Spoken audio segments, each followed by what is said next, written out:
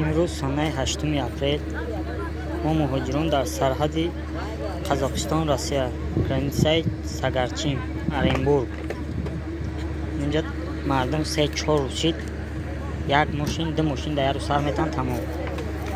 اینجا نه توالت های نه خوردنی های کمی چیزی داشت خود بود چید مردم اینجا کشنه و تشنه خواه.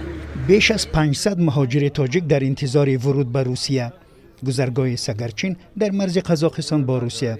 اکثر این مهاجران به خاطر تمدید مهلت بود و باش در روسیه وارد قزاقستان شدند، ولی هنگام بازگشت به روسیه برایشان اجازه درآمدن به این کشور را نمیدهند. بچه‌ای هستند که در یک هفته شده نمی‌جدن، در هفتهش 200 ماشین نگذشته نمی‌جدن. نمیگه که تا چی خیلی احواله. ازبک‌ها هم میگذارن، قرغیزا میگذارن، برای که چیزاشون وایشون پاسپورتشون در اینجا اشتراک میکنن. مرزبانان روس به مهاجران تاجیک سبب راه ندادنشان به خاک روسیه را شرح نمیدهند. نماینده قرغیزستان به مهاجران این کشور در حضور دیگر مهاجران گفته است که در مرز قاچاق نوری‌های مینرالی ثبت شده است و روسیه به این خاطر نظارت را سخت کرده است. در سفارت تاجیکستان در قزاقستان به زنگ‌های رادیوی آزادی پاسخ ندادند.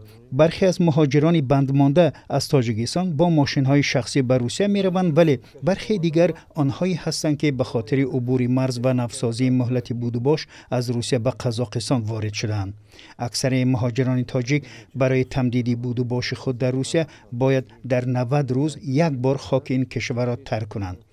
بیشتر آنها به قزاقستان که با روسیه هم مرز است می‌روند و از آنجا دوباره وارد روسیه می‌شوند. نه همیشه مقامات روس به برخی آنها اجازه بازگشت به روسیه را می‌دهند. مقامات تاجیکستان به چنین روش‌ها دخالت جدی نمی‌کنند.